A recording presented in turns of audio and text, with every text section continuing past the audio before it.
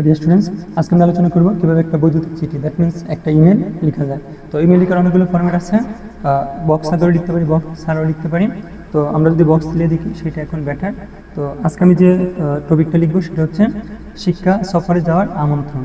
তো এটা খুবই গুরুত্বপূর্ণ একটা টপিকস। ওকে, লেট মি স্টার্ট। তো প্রথমে আমি পেন্সিল বা কলম দিয়ে একটা বক্স তৈরি করে নিব, তারপর উপরে লিখবো নিউ মেল, এখানে একটা ক্রস। তো এটা কেন? এটা হচ্ছে যে আমি যদি অনলাইনে কোনো ইমেল লিখতে চাই অটোমেটিক্যালি এরকম একটা বক্স চলে আসে। ওকে, তারপর দিব টু। তাহলে টু হচ্ছে যার কাছে আমি ইমেলটা লিখতে চাই, অর্থাৎ ইমেলটা যে পাবে তার ঠিকানা। এখন কোয়েশ্চনে যদি কোনো নাম উল্লেখ করা থাকে সেই নামের ইমেল আইডি লিখবো, আর যদি উল্লেখ করা না থাকে আমি আমার মতো যে কোনো একটা নামের ইমেল আইডি দিতে পারি। তো আমি এখানে যার কাছে লিখলাম তার ইমেল আইডিটা তুলে ধরলাম।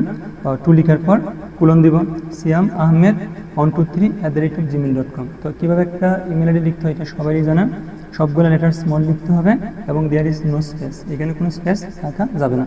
তারপর হচ্ছে ফ্রম হচ্ছে যে ইমেলটা লিখবে, অর্থাৎ যে লিখতেছে তার ঠিকানা। এখন ফ্রম দিলেও হবে, না দিলেও হবে, কোনো সমস্যা নেই।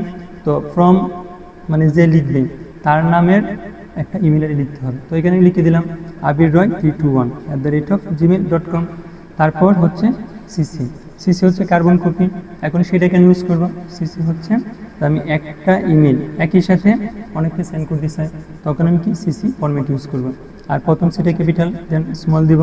আর এক্সাম হলে তো আমি এগুলো মেনশন করতে পারবো না, সেই জন্য সিসি কী করবো, এখানে ডট লিখে দিব। আর সিসি হচ্ছে যে আমি যখন এই ইমেলটা পাঠাবো তো কাকে পাঠাচ্ছি সবাই কিন্তু এটা বুঝতে পারবে। তারপর হচ্ছে BCC means blind carbon copy.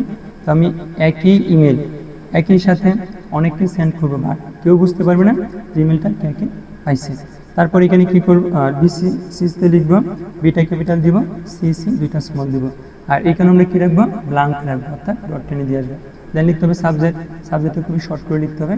তো আমার টপিক ছিল শিক্ষা সফরে যাওয়ার আমন্ত্রণ, আমি সেইটাই শর্টভাবে লিখে দিলাম। তারপর হচ্ছে বডি। এখন অনেকেই ভাবে যে বডিতে যত বেশি লিখবো তত মার্ক হবে, এটা একটা রং আইডিয়া। কারণ আমার ইমেলটা হবে অন পেজ, তাহলে অন পেজ আমার প্রত্যেকটা পার্ট প্লাস বডি লিখতে হবে। তো সেই জন্য বডি এমনভাবে লিখতে হবে সংক্ষিপ্ত হবে, বাট আমি পূর্ণাঙ্গ যে অর্থ বা যে বিষয়টা ছিল সেটা যেন আমি তুলে ধরতে পারি।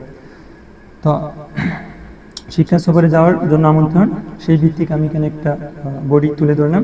তো প্রথমে তার নাম লিখলাম প্রিয় সিয়াম, কমা, তারপর বডি একটা স্পেস দিব।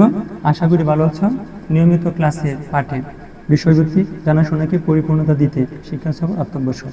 এর মাধ্যমে পারস্পরিক যোগাযোগ ও সমঝোতা যেমন বৃদ্ধি পায়, তেমনি পাঠ অনুশীলনের তাৎপর্যপূর্ণ উৎকর্ষ সাধিত হয়। এ বিষয় সামনে রেখে মহাস্থান করে এবছর 3 দিনের জন্য শিক্ষা সফরে যাওয়ার অনুমতি পেয়েছি।